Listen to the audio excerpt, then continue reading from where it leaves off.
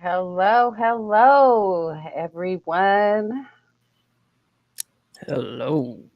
Hi. What's up, family? What's going on? Well, we are here to talk about housing, in particular, housing discrimination and how discriminatory housing practices of the past are still impacting ADOS communities today. We have Kee Mathews with us, joining us, host of Selling Sacramento. Hi, Kee. Thank you for being with us this evening. Hi, Kim. Thank you for having me. All right. So, looks like things are pretty busy in the housing market right now. Could you talk to the audience a little bit about, with everything going on in this COVID environment, what pivots are you making in the housing community to continue to sell houses? Has it become easier, harder?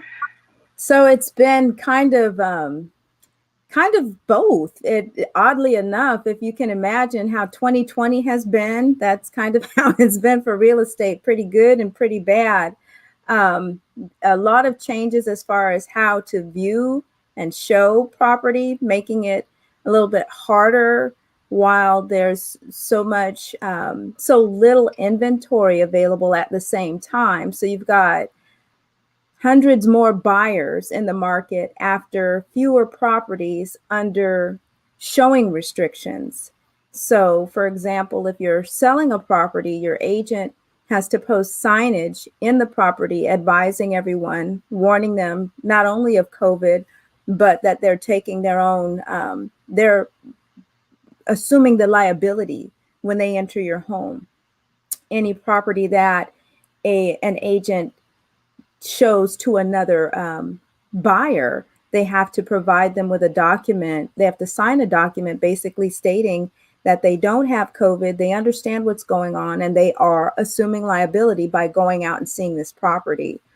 In addition, the agents who are selling the properties have to provide all of the safeguard things in the property: face masks, protective wear, gloves, hand sanitizer, wipes. All of those things are supposed to be inside of the homes. And the agents who are showing the properties to the buyers have to make those same items available for their clients when they go into the homes. They're not supposed to touch the doors.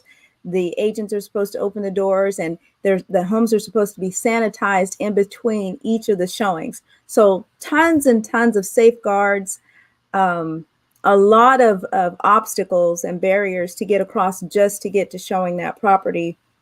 No open houses. If you're caught doing an open house, you could be fined in Sacramento County as a real estate agent. Actually, in the state of California, as a realtor, you could be fined. So So, a lot of so things changes.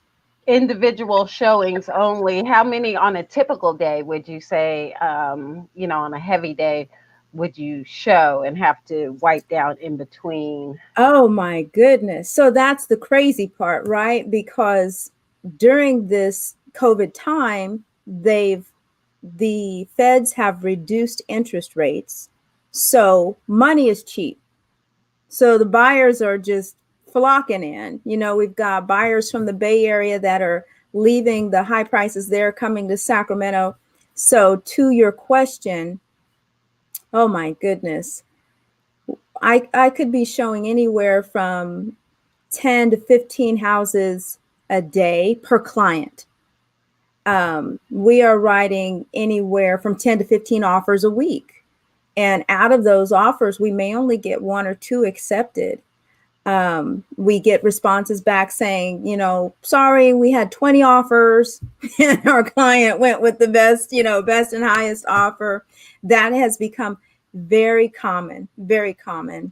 Um, it's a different type of market out there right now because there's not a lot of inventory, but money is very cheap. So it's at the same time a great time to buy if you can So it's afford it. a hot market. And Very we'll hot take a market. look at I know you just did a pretty comprehensive interview with Fox 40 out here in Sacramento.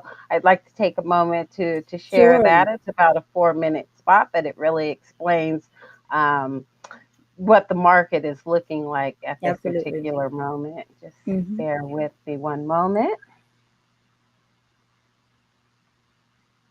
All right, Key. While Kim is looking up the video, can you tell the people actually how you got involved in the real estate uh industry?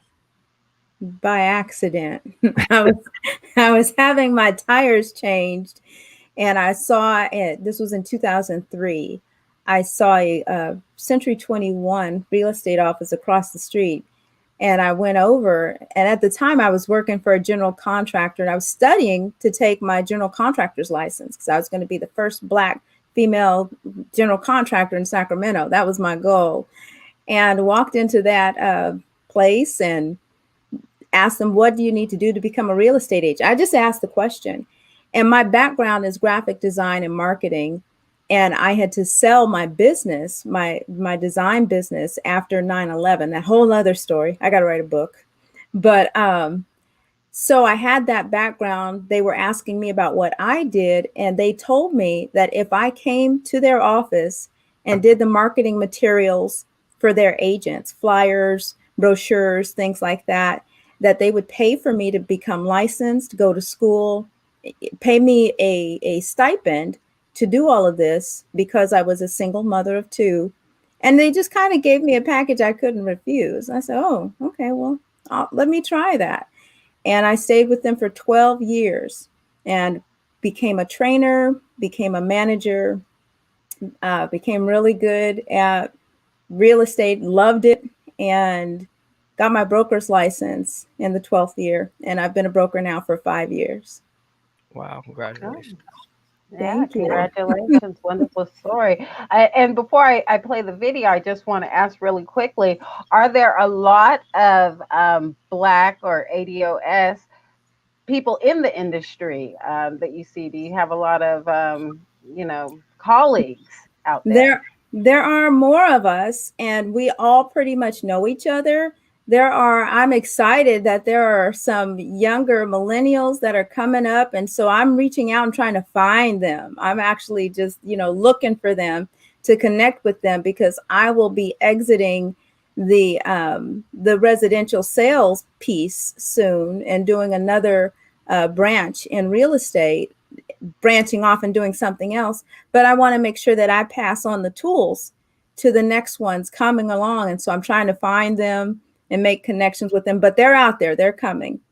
Oh, wonderful. Pay it forward to the Yeah, pipeline. All right. absolutely. There need to be more, though. There needs to be many, many, many more. And the reason there need to be more is because in as much as we'd like to think that people don't see color, there we all like to say, oh, I'm not racist or what have you.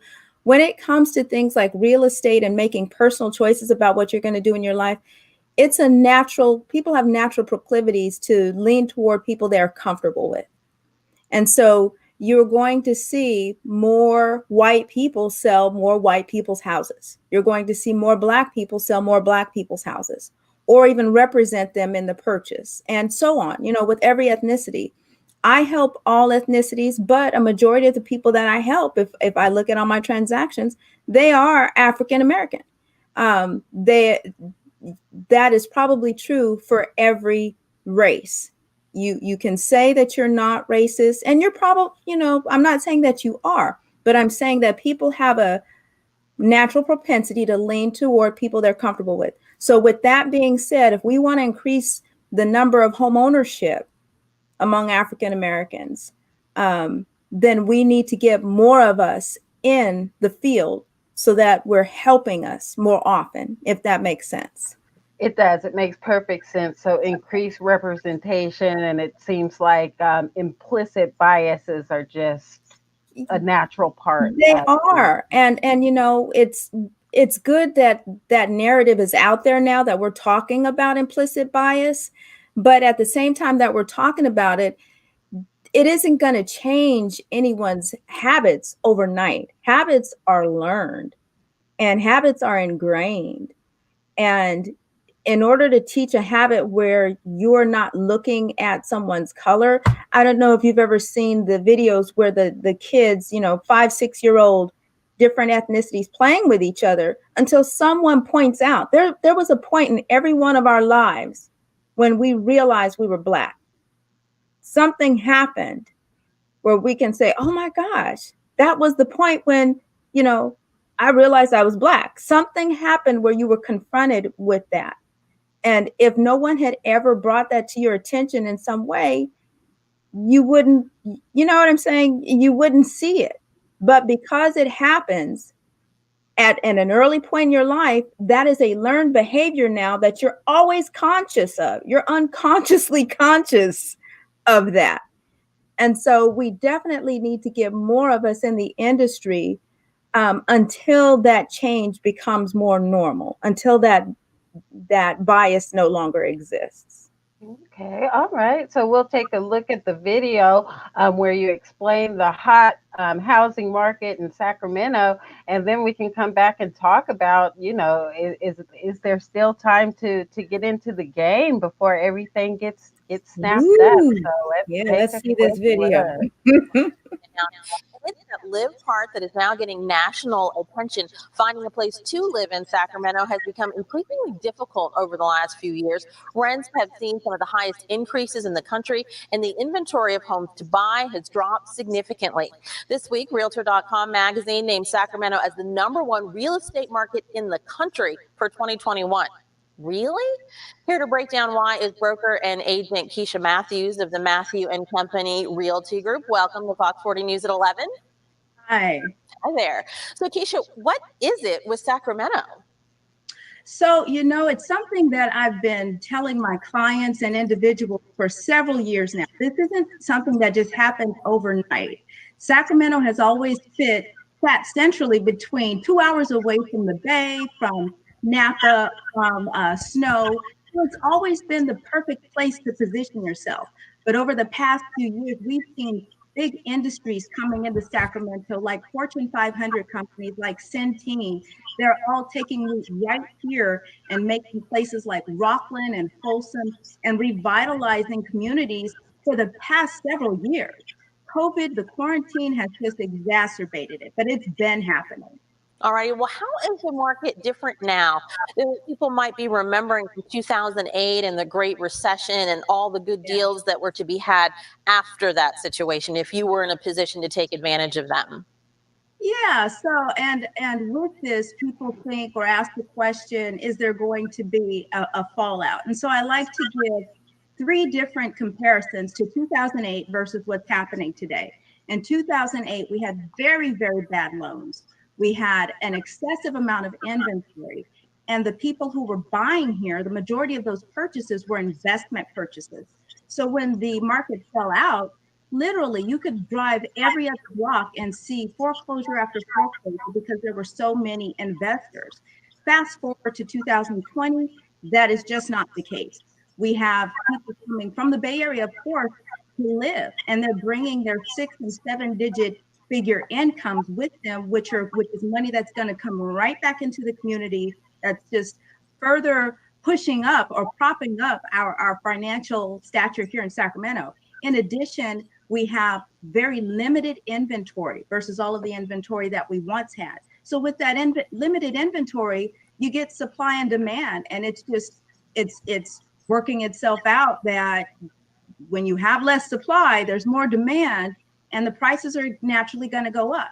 And as far as bad loans are concerned, if you qualify to purchase in this market, you really qualify, because the banks don't want to be left holding the bag by approving someone who shouldn't have been approved. So those are the huge differences now that are supporting this market, and the reason that we are going to see a huge increase in 2021. According to the Realtor.com story, they say 7% increase right here in Sacramento. My goodness. Now let's talk about inventory. You talk about it being limited. Things are selling fast, but you do have some coming attractions that we're going to show right now. And I just want to ask, is it location still in the factors that you have mentioned, or is it the features of these particular houses that are making them so attractive and everything getting snapped up so quickly? So, you know, if your houses aren't staying on the market longer than a week.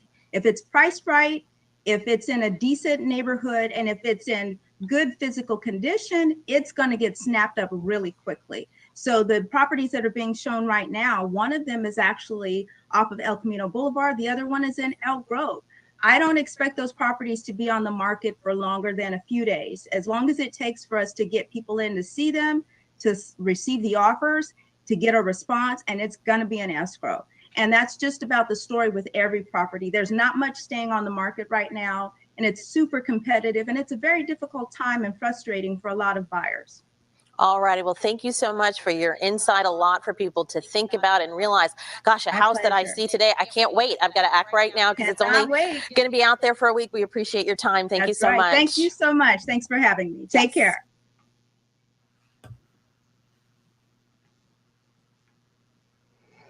Okay, so properties are getting snapped up quickly. So let's talk about that in context of if you aren't able to get into the market right now, what are your prospects for the future? Is just everything going to be gone if everybody in the Bay Area is coming up and snapping them out? Are people being gentrified out of Sacramento?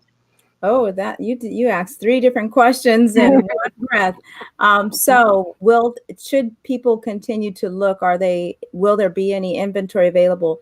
So one of the things that started happening at the beginning of the year that COVID interrupted was supply increase. Before the year began, Governor Gavin Newsom signed 17 housing bills into law, and more than a third of those were to allow local jurisdictions to get rid of a lot of the red tape that caused a lot of the backlog for builders to bring new inventory in. As they were starting that, when January hit, 3 months later, here comes COVID. And so COVID stopped the production line of those homes in a lot of different ways, mainly because a lot of the supply material for the construction was coming from China. So that whole supply chain got interrupted, slowed down the process of the construction. The idea of being quarantined slowed down the process of construction. Developments were actually saying, you can't even come inside our doors. You got to make an appointment, and, we got to test your temperature, the whole 9. So that backlogged a lot of things there. We had to have the new home construction come online in order to kind of boost individuals who have homes for sale. They have to have somewhere to go, right? A lot of people who are trying to resell their homes, they're the ones that are helping put other inventory on the market. So it would have been a great domino effect that we hoped 2020, when we were in 2019, we were looking forward to 2020 because we already had limited inventory in 2019. So COVID just backed us all the way up. As far as the Bay Area folks coming here and taking over, that was another issue that still is an issue that COVID further exacerbated, because a lot of the businesses in the Silicon Valley area, they're tech companies. The tech companies are thriving right now during COVID because they don't need physical buildings. And so as such, many of them have actually authorized their employees to work from home. So if they're working from home, that means, I don't have to be straddled to a $5,000 mortgage payment in Silicon Valley. I can go live wherever I want, literally on the planet. And the closest place between Silicon Valley or the Bay Area and life is Sacramento. Whether they choose Sacramento Valley, the region, Rockland, Folsom, wherever, Roseville, they're coming this way. And as I had mentioned in the news report, they're bringing their 6- and 7-digit incomes with them. And so a lot of people here in Sacramento are, it's naturally upsetting because the cost of living is moving up and our incomes here locally aren't moving with it. Right. I was going to say, we don't have a lot of 6 and 7 incomes out here. So what can, people on the lower end of the spectrum do to get into the game? Are there programs, initiatives to help people to the So I home have ownership? two sides of that coin, and one of the sides of the coin is tough to hear. So I'll start with the other side of the coin first. The other side of the coin that's a little easier to hear is that there are down payment assistance programs available and programs for first-time home buyers and closing costs. So if you are able to qualify for a loan, then that, and as a first-time home buyer with a credit score, we call it the magic number of 680, you qualify for down payment assistance, closing cost assistance, that type of stuff. The other thing is that if you are trying to get something like you can get creative with it. If you're trying to buy a duplex, let me try to set the scene for you. So you may qualify, let's say, for $400,000 for a house, single family home. If you pursue a duplex, which then puts you under a multifamily home, your lender can qualify you for more, maybe 600,000, because the lender will look at, if your plan is to live on one side of the duplex and rent out the other, that part that you're renting out becomes income, additional income. And they add that income as anticipated income to your qualification. So it increases your purchasing power. So those are just some tricks that you can use to increase how much purchasing power you can have as a buyer in this market. And speaking with a very knowledgeable lender can let you know, can make you aware of those types of things that are available to you. So that's kind of like the positive side of the coin. You ready for the other side? Give it to us. There's a question right there. Should we answer the questions as we go? Let's see, what question do we have here. So, what do the ADOS communities look like in Sacramento? ADOS Atlanta did a video about Black communities being gentrified. Does the same apply here with tech money coming to the city? It sounds like the answer to that question is yes. And the gentrification is not because of tech money. The gentrification is because the local government, big businesses God is not making any more land. The land that exists is all that there is. And right now, the least expensive property is, guess where? In Black communities. And those communities, we're going to kind of go into the redlining phase. When they were redlined, they originally were a part of the better communities, so to speak. Let's talk a little bit about what redlining is for audience that might not be familiar with the term. Sure. Redlining is a discriminatory practice that puts services, financial and otherwise, out of reach for residents of certain areas based on race or ethnicity. It can be seen as the systematic denial of mortgages, insurance, loans, and other financial services based on location, and that's areas default history, rather than on an individual's qualification and credit worthiness. Notably, the policy of redlining is felt the most by residents in minority neighborhoods. Does that pretty much sum it up? And then another point that I'll make, I was speaking with a housing economics expert, and he was saying that if you take the redlining maps of the past and the gentrification maps of today and lay them on top of each other, basically it's the same thing. That sounds like Jesus Hernandez. Yes, yes, it is. The short film Redline. Yeah, and to his point, let's just take the part of town that we know as Oak Park. Now Oak Park is called North Oak Park and South Oak Park. Well, why is that? Well, because North Oak Park has been gentrified. South Oak Park is probably going to be there in another 5 to 10 years. It's just kind of making its way. But originally, Oak Park was an area that was a part of all of the parks regions in Sacramento, neighborhoods like Southland Park, Curtis Park, Hollywood Park. They were the high-end areas. Capital Christian School, not Capital Christian. What's the name of the high school? Capital Christian Brothers. Christian Brothers. Christian Brothers is like one of the most highly acclaimed private schools in the Sacramento area, and it's in Oak Park. And you're like, well, how did it get there? It never went anywhere. That's where it started, because that was a very high-end area once upon a time, and they just chose to stay there. So what's happening is that they are returning to these areas to try to claim them because there's value there. It doesn't matter if you have a shack on a 5x5 piece of land. That's real estate, and there's some value to that, and they know that. So that's why they're coming back to Oak Park. That's why they're going to move back into Meadowview. They started turning Meadowview around. How long has it been before the crash? 16, 17 years ago. I'm sure that you have seen some of the newer houses that are at the edge of Meadowview, 16, 17 years old.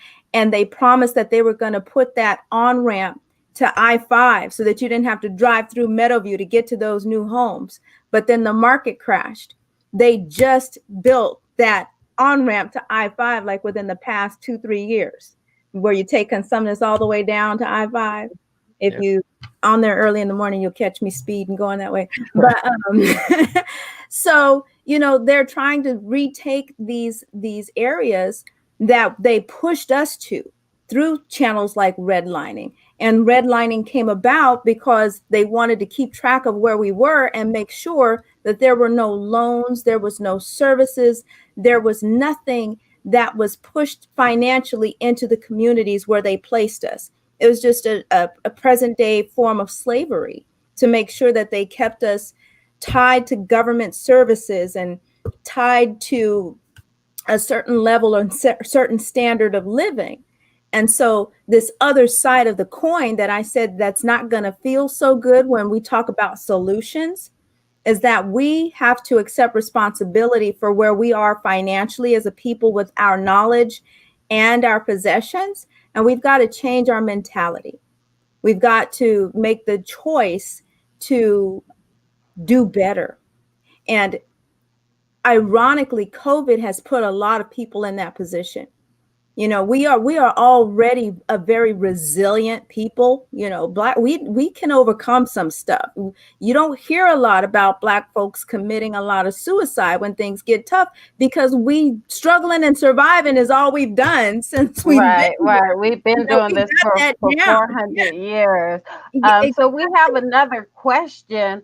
I don't know, as a broker and what you do, if you're even aware of some of the programs that could help to, stop gentrification a little bit. But we have, so with Prop 16 failing, that was the affirmative action. Are there no laws that can help Black people stay in their home? Ados said something about working on anti-displacement programs, and we're trying to put policy on the books that will, ultimately help our communities. Can that be implemented here? Something of that nature to help people stay in their homes? So when you say help people stay in their homes, we are talking about, on the one hand, homeowners, and then we're talking about renters. When we're talking about Blacks, do you want me to refer to us as ADOS? Is that ADOS? When you're talking about ADOS, then the majority of those individuals are going to be renters, because that's just where we are. The majority of us are renters. We're not homeowners. And what we have to deal with at the same time that we're trying to put policies in place, and I don't know that policies are, I don't know that we would be able to, let's see, how do I want to say this? what we want policies implemented to help level the playing field so that we don't have to be renters. We want the same big policy push to turn upside down the things that happen in redlining, the things that Right. happen through the GI Bill. Speaking of big policy, I was going to say, and since you touched on the GI Bill, I'll just read a little excerpt here. The GI Bill was racially discriminatory as it was intended to accommodate Jim Crow laws due to discrimination by local state governments as well as by private actors of housing and education. The GI failed to benefit African Americans as it did with white Americans. Columbia University historian Iris Katz Nelson described the GI Bill as affirmative action for whites. The GI Bill has been criticized for increasing racial wealth disparities. So, since they were allowed to have these policies on the books to prevent us from buying homes, which is a big part of the homeowner wealth gap today. So it seems like we need some type of policy to even that playing field. Exactly. Because you talk about the homeowner wealth gap with the GI Bill, that time frame, and remember at the beginning of the show, we were talking about bias. When that GI Bill was implemented, there was legal racism. The federal government was stopping lenders and developers from helping ADOS individuals get into home ownership, and said, if you do it, you won't receive this funding. We need policies that say to developers and lenders, if you do this, you will receive this funding. So we need the federal government to issue policies that say we need to be very intentional about helping ADOS individuals get into and attain home ownership to undo what was done in the past. The same way they blatantly did it, they need to implement policy to undo it. It needs to be that large. That's what we're talking about here, because it took 20 years for the Housing Rights Act to get implemented after. Do you know how much mental damage is done over 20 years? It only takes less than 30 days to develop a habit. So what do we think is happening in 20 years with a mindset? That's 2 decades, a whole generation and a half of individuals who are being taught that Blacks, that ADOS individuals don't deserve to be in homes, that being in the ghetto is a norm. Everything they were showing on television and in media about us became the perception, became the reality. And then 20 years later, you implement a law and it's all supposed to go away. It makes my skin crawl when people say things like, oh, well, that's not this law is in effect now. That doesn't happen anymore. Just because the law is there doesn't change people's intention. Just because the law is there doesn't change behavior. And so we need to implement policy that forces behaviors to change. And has any policy been discussed that you know of to try to right the wrongs of the GI Bill or redlining, or no, just the closest that I've heard, we have yet to see, because of ADOS, the ADOS community, because you guys have been so loud these past years. I know you've existed long before it became popular to hear about you, but because you've been so loud, reparations is now on the agenda of all of these politicians as they're, campaigning this past year. So now we're going to see what Biden is really going to do, because it's in his platform that he's going to do some things to impact housing, to directly impact ADOS citizens. So it definitely needs to be done through policy. And we have another question. What needs to happen is that we have to hold him accountable. We have to hold him and all of those other individuals who a lot of us were very skeptical about voting for. You know, it's like, oh my God, who do we vote for? We're gonna die either way, you know. So now we hold their feet to the fire. I'm sorry, you said there was a question. Yeah, really quickly about commercial real estate. Do you delve in that at all? Wondering about warehouse space for small businesses, brick and mortar. When we come back, do you deal with commercial real estate at all, or mostly just residential? So I'm mostly residential, but I do see what's happening in the commercial real estate chain. And if you can afford to purchase commercial real estate, now is the time to do it, because there are a lot of vacancies occurring.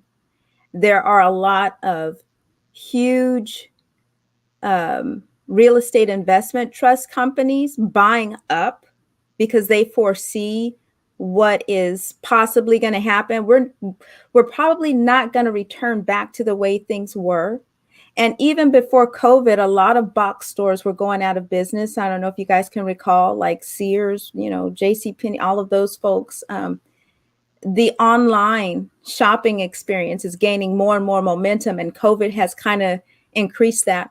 So if someone has a great idea as far as what to do with commercial property, this would be a great time to purchase it and, you know, buy it while it's cheap.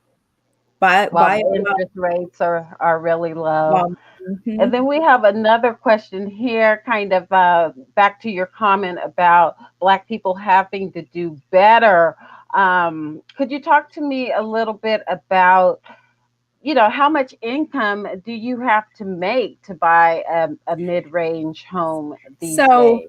I see the rest of the comment here, and I didn't get an opportunity to finish because I started going in another direction. I'm not sure that I said Black people have to do better. I probably said something that sounded like it implied that, but I think I know I was referencing to leveling up. And what I mean by that is that we've got to become more financially literate. We got to understand how money works. We have to, and this, of course, is not everybody, but as a whole, as a people, we have to make conversations about money and financial literacy around the dinner table commonplace with our children, especially, and investing, um, being business owners, rather, and being savers of money versus being spenders and wearing our wealth. And wearing our wealth came out of slavery. It came out of, and I may not have to say this to you guys, you may already know this, you know, with slave owners pitting us against each other, you know, and with white being right, and if you're Black, get back. So then we want to be accepted, and so we try to make ourselves look acceptable and appear acceptable. I even did it when I first got into real estate. I wore my hair in I call it my little Oprah bob. If you remember when Oprah had her hair straight, she used to flip it up. And I used to wear my hair like that, thinking that I needed to conform and make white people comfortable enough to want to do business with me, until I had an epiphany moment. God was like, no, honey, I made you. Everything about you, you look just like me. You're beautiful. The thickness of your nose, the color of your skin, the nappiness of your hair, embrace it all. And the gifts and talents that I've bestowed within you are going to do things not only for you, but for other people. And so the more you pour into other people with what I give you, I'm going to bless you. You don't have to worry about that. You know, financial insecurity is not going to be something you got to worry about, Keisha. That was God's conversation with me. And he's taking care of me. And I embrace who I am. And I get an opportunity to work with whoever I want to work with. It's a blessing. And I fully believe that everybody should lean into their natural giftedness. We all have a natural giftedness.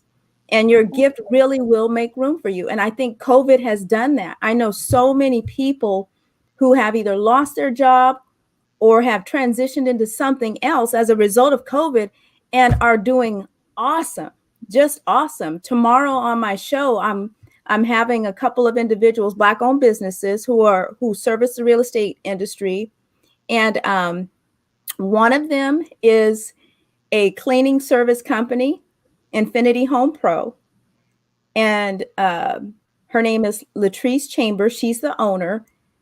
She has 8 staff members. She just started her company right after COVID, and her business is booming. She's got 8 employees. And it's things What was like her that. business? It's Infinity Pro. Let me make sure. It's Infinity Pro.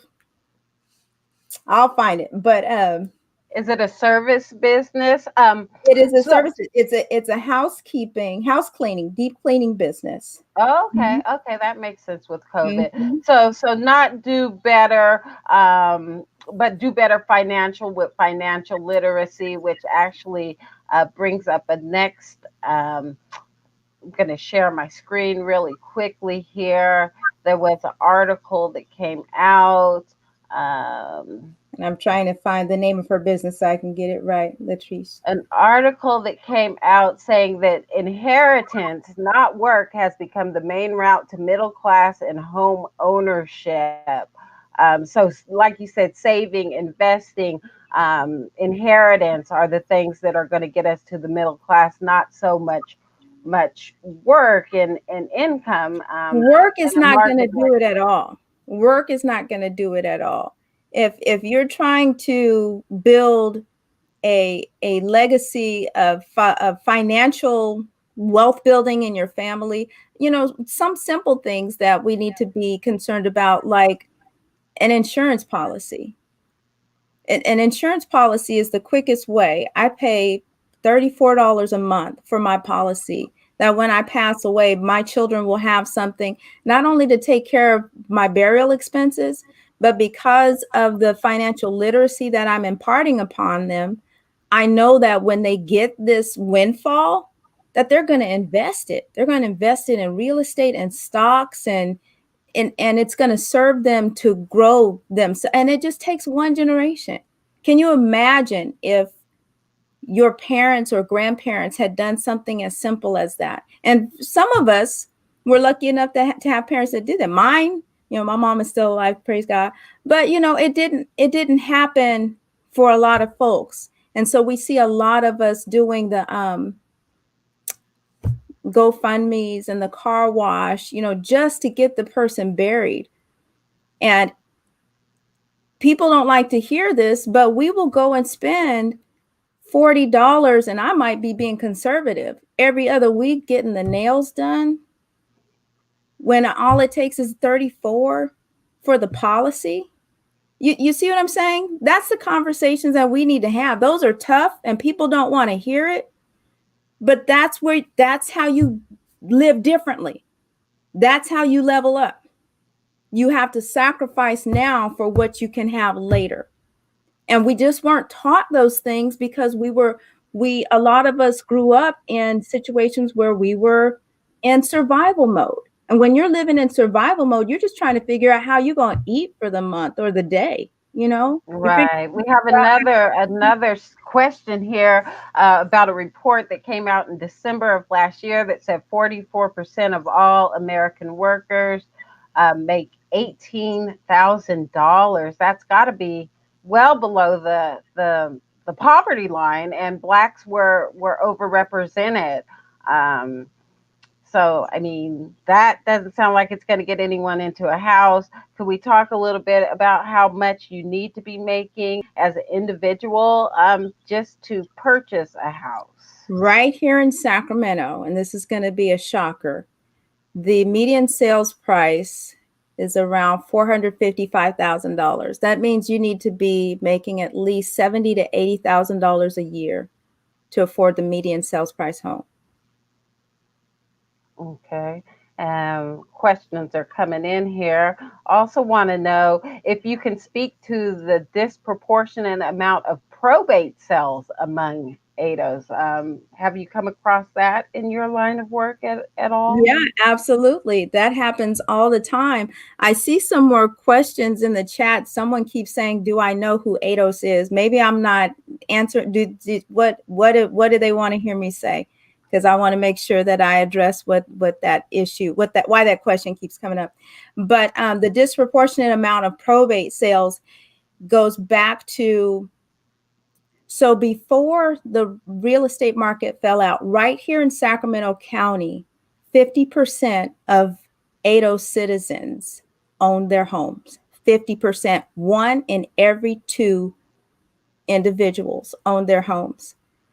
When right before the market, right before the market collapsed, Bill Clinton set out to try to make home ownership more accessible to even more people, more of us. As a result of that, that's where the bad loans came in, the stated income loans. Anybody could buy a house. You could be working at Taco Bell and you could own 2, 3, 4 houses, because all you had to do was say you made a certain amount of income, because prices were going up so fast. You'd get in, get the equity, cash out, and you'd actually have the money. So the disproportionate amount of probate sales,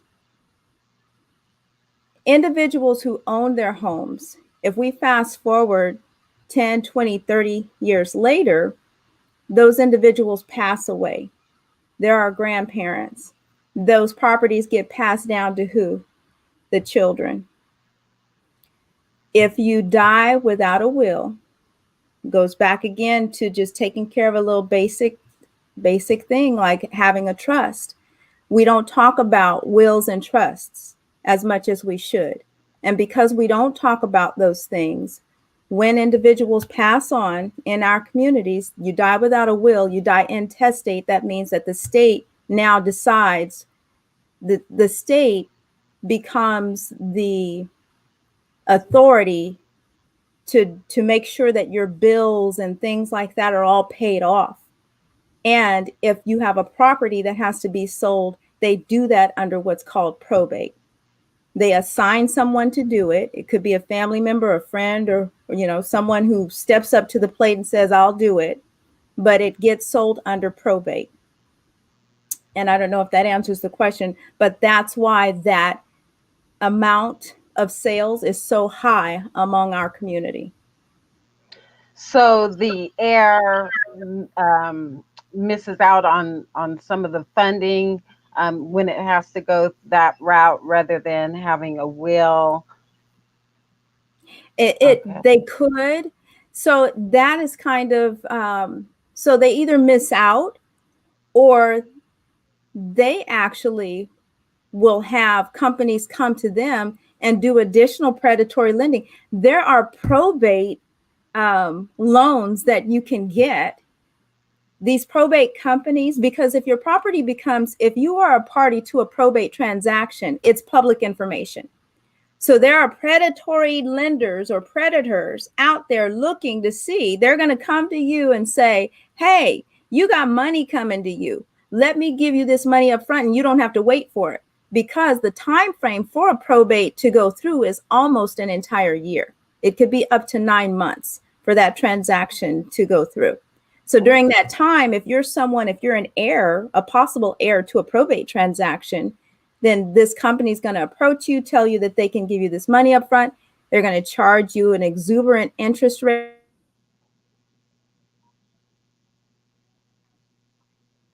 Oh, All right. It looks like Kee went out.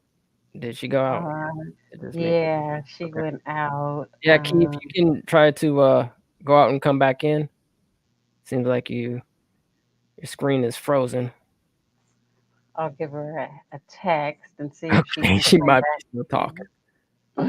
She All might right. be While she's doing that, let me see if there's any more comments here. Let's see if there's any more questions. All right. I've got 2 homes in Pittsburgh. Without GI Bill, I wouldn't have been able to come up with the down payment. Word. Yeah, it's interesting. We're actually let me go through some of these slides here, and hopefully we can get see Key back in the building. Doo-doo-doo. All right, so fam, I know you're pretty, familiar with some of these statistics that we're probably going to be going through, but let's just go over some things. Oh, okay. I think Key is We back. got her back. All Okay, right. we're just going over Hey, I'm slides not sure what here. happened there. Yeah, so Okay. if you can just kind of confirm or see if this information is what you come across in your day-to-day experiences. We're looking at the gap between black and white home ownership rates, and how it has widened. We have blacks in the blue Yeah, line. Um, that looks about right. looks about right. Okay. Asian, Hispanic, and white. Okay, go ahead. And then we had another question about predatory lending. So, how were they able to target, ADOS communities or people of color communities? It seems like we were most impacted by those types of loans. How were they able to target um, these communities so precisely, so with such precision? So I think it also goes back to the redlining. The the key or the idea of the redlining is that they've already pushed us back to these specific areas, these parts of town, these parts of communities that have no services. They're the poorer parts of town. There's probably garbage refuge places nearby, things of that nature, the edges of town. And so what redlining did was say that, okay, if you're trying to buy property in this part of town, and they do it through zip codes, through zoning lines.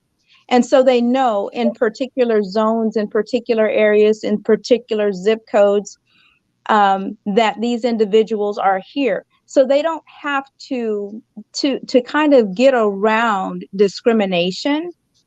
If you say 95828 right now, we know if we say 95828, we know if we say things like Oak Park, Meadowview, that's an entire segment neighborhood. Now, are there some white folks that live in there? Yes, but it's predominantly us. Del Same Paso. thing with Oak Park. I'm sorry? Del Paso. Del Paso Heights. Yeah, I was going to say that as well. All of those are areas that when you name them, they're intentionally us. So they can definitely just take a zip code or a code or a number, or an area or a zone and say, oh, well, we're not gonna lend money here because the property value is low. Or we're not going to put services here because there's not enough income tax being produced in this area. Home ownership, if you're a homeowner, then that means you're paying taxes into the system. And so you can go and make certain demands, right? But if the home ownership levels aren't up in that area, then those areas can't get those same services. So you drive into these neighborhoods and the streets are more bumpier. The community grass areas are unkept, but you drive into other areas like College Greens, La Riviera, Fair Oaks, and the sides of the streets, the community areas are nice, the streets are wider, right? Because that's how they keep an eye on the tax dollars and who's living in those areas. So those are the types of policies that we need to have come in to reverse these things. I don't know Yep. if that answered the question. Yeah, definitely. And I Yeah, think that political education is yeah. key into that. So yeah, let's Kim, I guess let's go over this. We do have about 4 or 5 minutes. And we can obviously go over a little bit. Um, but if anybody wants to call in, please call in or just keep putting in the comments. But yeah, let's go with this slide. Sorry, fam. Okay, so we're looking at median property values. Does this seem to shape up with what you find out there in the market, Key? And would this be across the board in Sacramento? Are we seeing these types of prices in like the Oak Park communities and some of the other communities that have been traditionally um, lower property values? Are they creeping up here in this So range? these numbers look like they might be a little old. The median property value, do you know when this information was pulled? Median property sales price right now is closer, almost closer to 500. It's Oh, 450 something. Yeah. in Oak Park and some of the other neighborhoods that you mentioned? So no, so median sales price in Sacramento County as a whole. Is this Uh, data that you're showing, is this specific to Oak Park? no, no, it's Oh, median to General. Sac. Okay, so if we take oh, some of the other neighborhoods and the 500K neighborhoods and some of the lower neighborhoods, we get our median there. But yeah, it's still pretty high yeah. Well, for the while you're average talking about it, person. I can pull that information for you. Let me pull it up. But go ahead. Let's see, what are we looking at here? What explains the home ownership gap between Black and white adults? You want to explain this slide, what we're looking at here, Yamoya? All right. So it looks like there's a recent report, and looks like this is predominantly dealing with millennial ages 18 to 34 by race and ethnicity. As you could see, the white home, it looks like home ownership rate amongst households amongst white is 41.6%, Black 18%, ADOS. And unfortunately, some of these charts don't actually aggregate to like Black immigrants, comparatively speaking to um, ADOS or Native Blacks, if we want to call it that. But in this case, we'll just say Black in general at 18.2%, Hispanic at 30%, and other as 34%. The lowest on the totem pole. And I guess if we pull up this slide here showing median household income, we can see why African Americans we have at 49 approximately versus white 75 income. But as Yamoya explained, income really does not show the wealth discrepancies between ADOS and everyone else, even though incomes even are lower. Now I know with your clients, Key, I mean you have to know where their income is coming from. Of course, there's paperwork to be done when buying a house, but are you finding that more people have some kind of inheritance or have some kind of additional income in addition to their working income that qualifies them to purchase these houses? No, as a matter of fact, the majority of buyers that we work with, well, maybe not the majority, close to 50%, if not a little bit more, use some type of down payment assistance program. I have Mhm. about a half dozen lender partners who specialize in down payment assistance. And so my primary objective, remember when I was saying that I had my epiphany moment where I decided I'm not going to try to make anybody comfortable and accept myself for who I am. I also then decided that I was going to take on the role of making sure that I help increase Black homeownership here in Sacramento County. And so to that extent, what that means is addressing our biggest issues, which is credit restoration and down payment assistance, having the money and having the credit. I am not a proponent of lease option. I'm not a proponent of lease anything, because what that does is it lowers the bar and it limits your options. We want to have the same options and opportunities as everybody else. And the amount of time that it takes when someone does a lease option, they're doing a lease option because their credit is not bad or they don't have the money. These days, it doesn't take that long for you to restore your credit issues. Most credible credit restoration companies say they can help you with your issue in 6 months or less, or they can't help you. When you get into a lease option situation, that seller is trying to keep you in that situation for 2 or 3 years. That's not a benefit to you as a buyer. That's a benefit to the seller, because now you're paying more in rent. Now you don't get the right to choose your home, and you still have to qualify to buy that home when it's time to exercise your option to buy it. So I don't approve of lease options. I don't back that. I don't support that, and I never will. I would rather instead help you focus on the things you need to do to get your credit to the 680 where you need it to be, which will only take you a few months if it's certain issues. There's only so many issues that a person can have on your credit report. And, we've seen them all. So that time frame that it takes you to get your credit where it needs to be is less than it would be for a lease option. Once you get to a 680, you are now eligible for down payment assistance. Bank of America has a program where they're giving up to $17,000. So who has $17,000 just sitting in the bank if you're working a regular 9 to 5, just trying to take care of your bills every month? That's a difficult amount of money for people to save up. But that's the kind of down payment assistance that we're talking about. So the 680 credit score combined with at least, what are you saying, between 70 and 80K in income, that would be an individual. But if we're talking about a married couple, then you would combine those two incomes. Of course, hopefully it would make it easier. But if you're single, you would need to make that much money on your own, in addition to having a 680 credit score. And that's when we're talking about the median sales price at 450. But are there homes out there that you can get between 300,000 and 400,000 in Sacramento? Yes. And those homes are not going to be the 2,200 square foot, 4-bedroom, 2.5 bath, but it's an entry level home. It doesn't have to be your forever home. Maybe it's a halfplex. Maybe it's a condo with the right type of HOA fees, an affordable HOA fee.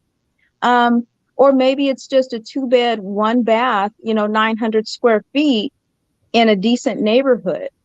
But it's an investment, and it gets you in the door, and you stay in it for 2-3 years. Can't nobody put you out, because you're not renting, you're owning, you're gaining equity over time. And in 2 or 3 years, you can then reassess your financial situation, maybe take some money out of it, buy another home, keep that one as an investment property, rent it out. Now that house is paying for itself, and then you now update or upgrade to a bigger and better home. Wash, rinse, repeat. Okay. And so for homeowners that, have managed to stay in their homes, I'm one of them that bought right at the boom, been holding on to the cliff. What are the options as far as like refinancing? Do you still have to be in that same kind of general 680, 70K to refinance your home, or do the rules lax a little bit with refinancing? So go ahead. Were you saying something? I was not. Okay. So for refinancing, you want to have the same criteria applies. There may be some laxness, I guess, if you could say, with the rules, but it's going to depend on the lender that you work with. I always recommend that people first try through your same, whoever you are currently paying your mortgage through, because they may have some type of better deal for you. Actually, if you don't mind, just real quick, we actually do have a caller. If you don't mind taking it, sure, real quick. Sure, go ahead. Mm-hmm. All right, appreciate that. We can offline about that later. Yeah, we'll definitely continue that. Maybe even in another show if you're actually up to it. So let me get this call real quick. All right, 412, you're on the 806 Media channel. your name and where you're calling from. Hey, yeah, can you hear me? Yeah, we can hear you. Okay, yeah, my name is Bruce. I'm out of listen to your show. Hey, Bruce, I'm out of Pittsburgh. how you Uh, doing? all right, I'm really enjoying. I'm good. I'm really enjoying your show. I've been trying to follow you guys. Adolph, California, been doing real good work. And I was listening to the program, and I was listening, and I was watching that chart where it said 67K is income, and the houses are going like 358,000. I think that's what it said. And I'm looking at the income, and I'm looking at the housing prices. How does anyone stay in a house out there? Because here in Pittsburgh now, you could make $80,000, and you could still struggle here because the houses aren't that expensive here. I don't know how any ADOS stays out in California and holds on to their home with taxes and school taxes and just property values increasing, which is raising the tax. Because I see a lot of people are losing their homes in California, or leaving California. So, it's like I don't see how y'all do it out there. It's hard here, so I can imagine it's probably 10 times harder out there, from just listening to the program and, just seeing the charts or whatever. So, and I understand what she's saying about, there's programs to get you in the housing. But once you get in, you get knocked out anyway with the taxes, and you just can't maintain the house. And the house runs down because you can't put the maintenance in it, and then you end up losing the house anyway. So it's like they got us coming and going, really. That's just what I'm seeing, because I see that here. They'll get you, got programs to get you in the home, but you can't have the income to maintain the home.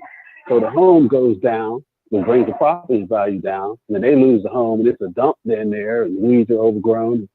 It's a spinning wheel that they got us in.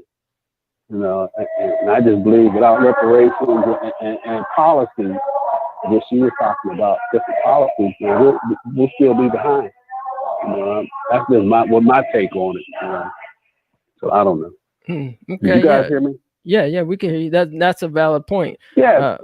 I'm sorry, go ahead. Yeah. Because I bought 2 homes. I'm a veteran. And without the GI Bill and the veteran loan, I would not have been able to do that. And I work at the post office, and I've been here 28 years. And without the veteran benefit, which is government, I would not have been able to buy them homes. And I came in on my first home with $60,000, which was a lot. And I was able to get basically a $150,000 home, which is big here in Pittsburgh, this market. But, for that type of home in California would be $1 million, which is crazy. I don't understand how people live out there. And the wages aren't that high out there, where it can maintain a home. I see it. I see why people live at home. I see that here in Pittsburgh, especially with the COVID, with people losing their jobs. So they're holding on by a thread. And it's real scary. And it's mostly ADOS. We're going to lose our homes, and they'll come in and take them, gentrify the neighborhood, and we'll never get back on them. So that's just my take, what I see. All right, yeah. Thanks, Bruce, for calling in, man, and definitely call back when you can. Is there anything else that you want to say? No, I just enjoy your show. Enjoy what ADOS is pushing. And I'm ADOS Pittsburgh member, and we're just trying to do what we can do on ADOS for life, baby. Appreciate you, man. Appreciate you. Peace out to Pittsburgh. All right. By the way. Thanks for taking my call. All right, fam. Thanks. Peace. Yeah, Key, that's a good piece. Yeah, and he's absolutely correct. I mean, we call it being property poor out here because, I mean, everything you make basically goes into, your house. So the American dream that we once knew, and to put it into perspective, when my parents purchased their home out here in Sacramento, in 1970, it was $30,000 to buy a home. Nowadays, we're talking about median, $330, you say, for a little starter home. So, I mean, the prices have just jumped so much that how are people, going to stay in their homes? And when you have these predatory loans, when you're looking at interest only payment, I mean, you pay and pay and pay for years and never see any dip in the principal.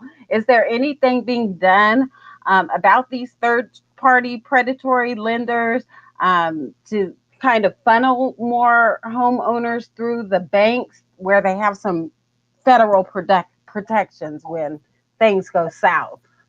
So the caller, he had asked, and maybe this will help answer the question that you're asking too, or he had made a statement that once you get in your home, it's difficult to keep. They have the programs to get you in, but it's difficult to keep. One of the things that's different about loans now than it was when the market fell out is that if you qualify for a loan, you really do qualify. The lenders do. They are much more thorough in the qualification process. And so the down payment assistance and the closing cost money, those programs don't necessarily have anything to do with after you're in the home. What they're making sure is that what those programs are for is because if I'm working a 9 to 5 and I'm making $20 an hour or whatever, it's going to take me a lot longer to save up $15,000 to buy a house. But I am paying somebody's rent somewhere, right? I'm paying $1,600, $1,700, $1,800 a month and more. A lot of people are paying $2,000 a month in rent. That is mortgage money. That's equivalent to how much a mortgage is here in Sacramento. And so if you look at, okay, if I'm paying $2,000 in rent and I'm paying the PG&E and the SMUD, and some of the landlords require that you also pay water, sewer, and garbage, you are paying all of the bills necessary to own a home, to maintain the home. You are maintaining somebody else's investment, pretty much. So what these down payment assistance programs do and say, well, if this is the only thing stopping you from home ownership, we're going to set this money aside specifically to help you get into home ownership. And so that's why I emphasize getting the credit right and taking advantage of those programs, because you're already paying that money towards where you live, but you're doing it for someone else. The cost of living in California is high. The cost of living in Sacramento right now is it's getting higher, and who knows where it's going to stop. And that's why a lot of people are leaving and going to other places that are more affordable. Is there something that can be done? Are there policies out there? Again, I just have to kind of go back to Biden. We're going to see if he is going to actually walk the walk. All right. I think actually that might be a wrap for this show, unless there's anything else we have in the comment section. It is about 15 minutes after.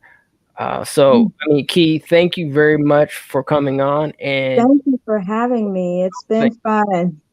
Yeah, and we definitely would like you back onto the program, for sure, because we can definitely have a part 2. I mean, it's interesting, when we're going through these shows and we're like, hey, can we fill up a whole hour?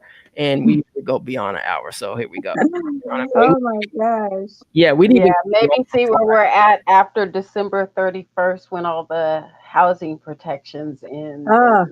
Yeah, and I'll do some more research and see how far we've gotten with the things that Biden said he's going to do. We'll see how, because it has to filter down. If they say it on a federal level, it takes some time to get to us locally. So we'll see if they're actually, going to put some teeth to any of those words. Okay. So policy. And Yamoya, we really didn't do any of the housekeeping at the top of the show, so I'm just going to give you a couple of minutes to do that now with the upcoming shows. And okay. And before we go, just remind us, Kee, that we definitely want to let the people know that we know that you're here in Sacramento, but there might be other people that might want to reach out to you as well.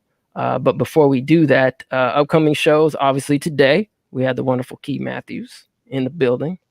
I was titled Locked Out the House. It was a community call.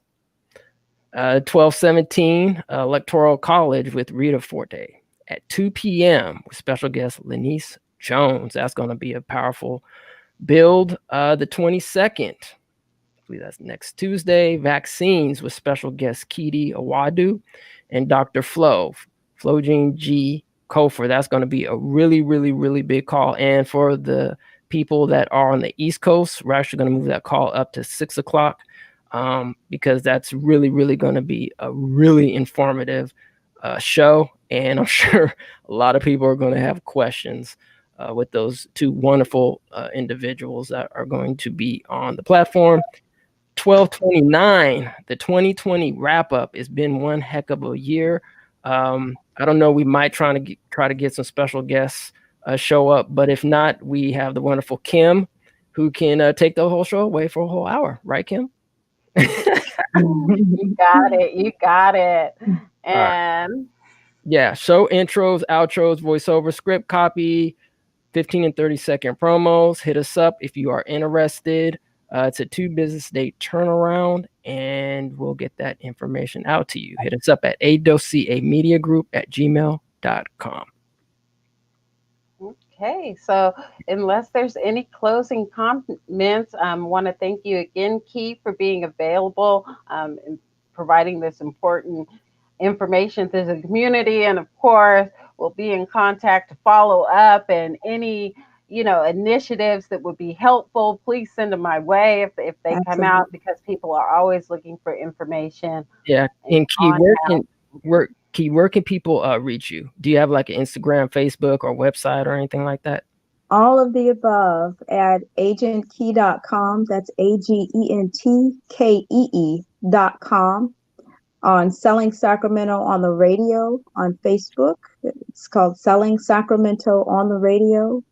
On Wednesdays on 97.5 FM KDEE from 1 to 2 p.m. every Wednesday, 97.5 FM KDEE.